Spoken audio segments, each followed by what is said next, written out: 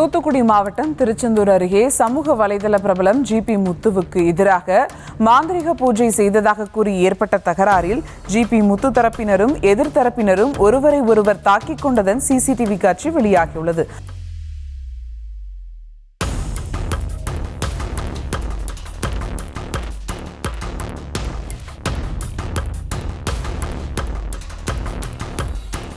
வணக்கம்.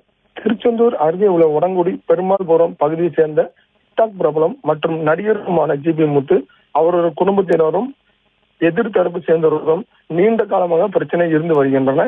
இந்நிலையில் கடந்த 20ஆம் தேதி நள்ளிரவு ஜிபி முத்து வீட்டின் முன்பு அதே பகுதியை சேர்ந்த இருவருக்கு எதிர்த்தரப்பினர் கேரளா மாந்திரிக பூஜை நடத்தியதாக குற்றம் சாட்டப்பட்டு வந்தனர்.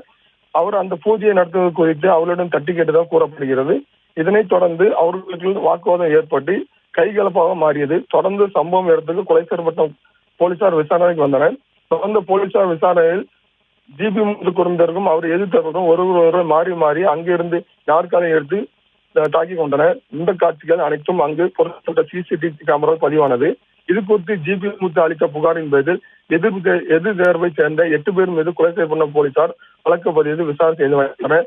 இதில் தனது உறவினரான 3 சவரன் தங்க நகையை எதிர்த்தரப்பினர் வைத்துள்ளதாகவும் தெரிவித்துள்ளனர். அதே போல் எதிர்த்தரப்பை சேர்ந்த முத்து மகேஷ் என்பவர் அளித்த புகாரின் பேரில் ஜிபி முத்து, அவரது மனைவி அஜிதா, அவரது தந்தை கணேசன், மகன், உறவினர்கள் எனும் மொத்தம் 10 பேர் மீது போலீசார் வழக்கு பதிவு விசாரணை